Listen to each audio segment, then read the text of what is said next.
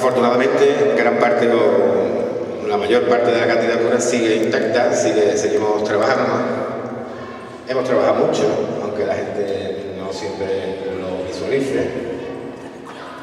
Hemos tenido que luchar a veces contra un frontón, porque es complicado, ¿cómo decirlo?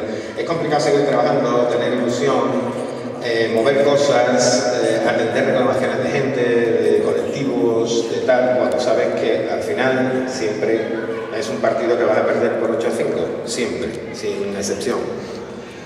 Eso cuesta porque ves que tu trabajo no tiene un reflejo en la realidad, ¿no? Y es un poco frustrante, lo tengo que reconocer. Sin embargo, aspiramos a que eso cambie. De hecho, para eso estamos aquí esta noche. Les pedimos su confianza para que no vuelvan a ocurrir muchas cosas, algunas de las cuales ya relatan mis compañeros, y otras que se han producido y que nunca debían de haberse producido en lo que consideramos una sociedad democrática moderna. Hemos tenido que sacar gente del ayuntamiento que había entrado, digamos, de aquella manera, o por la puerta de atrás.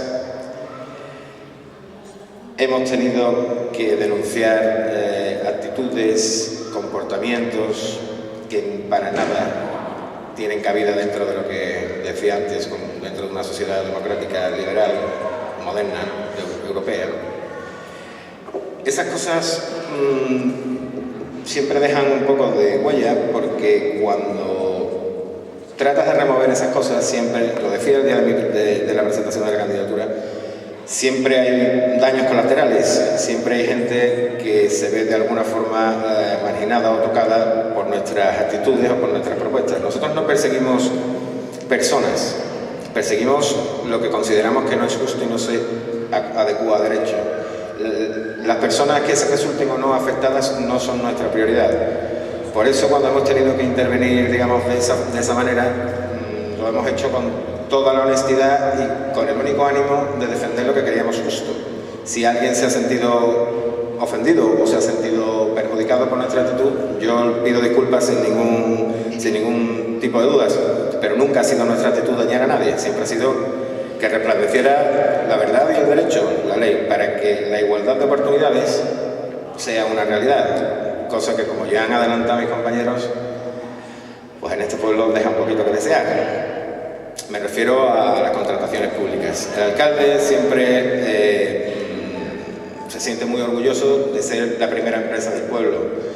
De hecho, en el debate que tuvimos en la tele el otro día hablaba de 1.400 o 1.300 contrataciones a lo largo de la legislatura. Muy bien, a quien le haya sonreído la suerte me parece perfecto. Pero, como han adelantado ya algunos de mis compañeros, el ayuntamiento no debe ser el que cree empleo. El empleo lo deben crear las empresas. ¿Por qué? Porque cuando es el empleador, el ayuntamiento, la libertad se siente muy resentida. Los funcionarios o los trabajadores públicos de nuestra localidad han recibido días atrás una carta que el alcalde les enviaba. No sé si algunos de ustedes han tenido oportunidad de leerla o incluso de recibirla. Es lamentable que eso siga ocurriendo en una sociedad moderna. Es una carta caciquil, es una carta propia de antes de la Segunda República, incluso antes de Primo de Rivera. Eso ya no se conocía en el pueblo desde hace muchísimos años. No puedes decirle a la gente, vótame o tu trabajo pende de un hilo. Si le dices eso, los estás amenazando, estás coartando su libertad de decisión. Mi compañero Miguel lo ha apuntado. Si la gente no es libre para decidir, la democracia no existe. Es así de sencillo y así de simple. ¿Qué es lo que hemos procurado durante estos 4 años? Intentar cambiar eso. No de forma tal, sino haciendo ver que es más importante, porque cuando se producen esos casos, lógicamente todo el mundo se siente mal porque han contratado al amigo de o al chico del partido o a la chica del partido. Estamos de acuerdo. Pero el problema también es que se contrata o se deja de contratar a la gente que verdaderamente ha estudiado, se ha preparado, tiene talento, tiene experiencia, quiere trabajar, busca el trabajo porque está preparado para ello, está dispuesto a asumir las responsabilidades y no tiene ninguna oportunidad. Si no va con el carnet en la frente, si no es hijo de, amigo de o cuñado de. Si no terminamos con eso es imposible seguir avanzando, porque necesitamos que las personas que gestionen nuestros asuntos sean las mejores y las más capacitadas. Nos da igual que sean hombres, mujeres, altos, bajos, gordos, flacos, amarillos, negros o de lunares, me da exactamente igual. Pero si ustedes nos dan su confianza, en el ayuntamiento solo trabajará el que esté mejor capacitado y el que esté mejor formado. Lo siento, esas son las reglas del juego, no hay otras, si queremos que la igualdad de oportunidades sea una realidad.